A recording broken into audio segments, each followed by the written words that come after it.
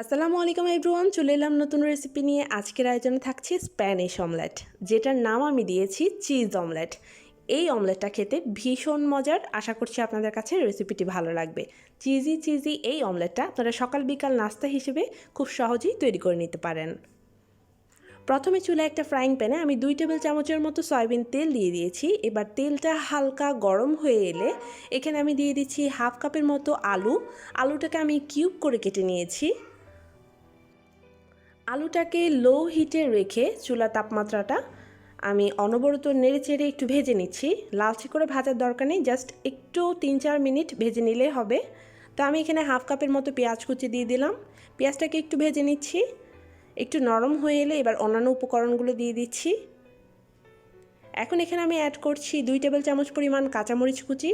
কাঁচামরিচের কারণে খুব সুন্দর ফ্লেভার আসবে, সেই সাথে সাথে ঝালটাও ছড়াবে। এখন এখানে আমি দিয়ে দিচ্ছি বাঁধাকপি কুচি। বাঁধাকপিটা অবশ্যই দেয়া লাগবে। এখানে আমি হাফ কাপের মতো বাঁধাকপি কুচি করে নিয়েছি। সেই সাথে দিয়েছি টমেটো কুচি হাফ কাপ পরিমাণ, এটা অপশনাল। এবার অনবরত নেড়েচেড়ে এগুলোকে একটু ভেজে নিচ্ছি। সামান্য পরিমাণ লবণ দিয়ে দিচ্ছি। এখানে আমি 1/4 চা চামচের মতো লবণ ইউজ করেছি। এগুলোকে একদম লালচে করে বা একদম সেদ্ধ করে ফেলা যাবে না, হালকা একটু কাঁচা অবস্থা থাকবে, কেননা এটাকে আবারও পরবর্তীতে আমি ভেজে নেব। তো আমার ভাজাটা হয়ে গিয়েছে। এখন এই পুরটাকে আমি ঠান্ডা করে নিচ্ছি। অপরদিকে একটা বাটির মধ্যে আমি 3টা ডিম ভেঙে নিচ্ছি।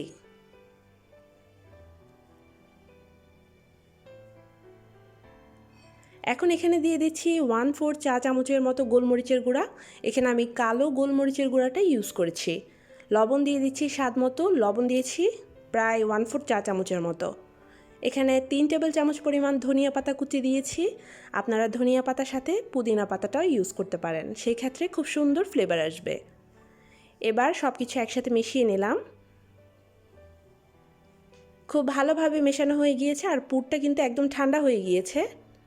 এই অবস্থায় আমি পুরটা এখানে দিয়ে দিলাম। এবার পুরটাকেও এই ডিমের অমলেটের সাথে খুব ভালোভাবে মিশিয়ে নিচ্ছি। এবার চলে যাচ্ছি চুলায় ফ্রাইং প্যানে দিয়ে দিচ্ছি 3 টেবিল চামচের মতো সয়াবিন তেল।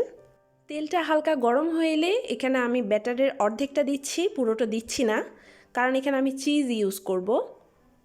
আপনারা যদি মোজারেলা চিজটা ইউজ না করেন তাহলে সেই ক্ষেত্রে পুরোটা ব্যাটার দিয়ে দিতে পারেন, এটা খেতেও ভালো লাগে। তো এখন আমি চিজ দিয়ে দিচ্ছি। এখানে গ্রেট করে রেখেছিলাম চিজ।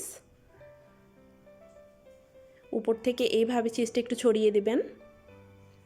এবার এর উপরে আবারও আমি ব্যাটারটা দিয়ে দিচ্ছি।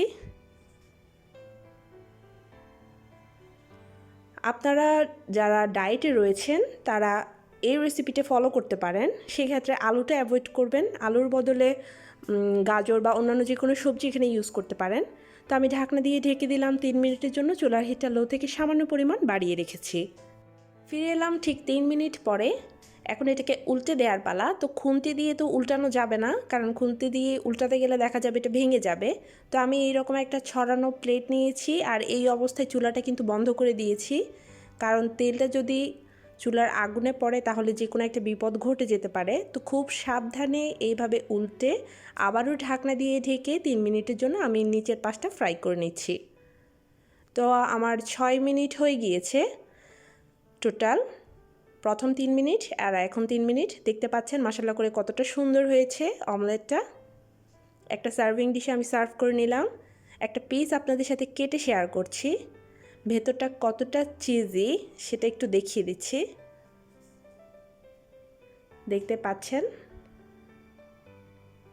ভেতরটা খুবই সুন্দর হয়েছে। আর এই অমলেটটা খেতে ভীষণ মজার, সকাল বিকালের নাস্তা কিংবা আপনারা যারা ডায়েটে আছেন তাদের জন্য একদম পারফেক্ট একটা রেসিপি। তো আজকে এই পর্যন্তই। দেখা হচ্ছে আগামীতে অন্য কোনো রেসিপি নিয়ে। সেই পর্যন্ত ভালো থাকবেন। আল্লাহ হাফেজ।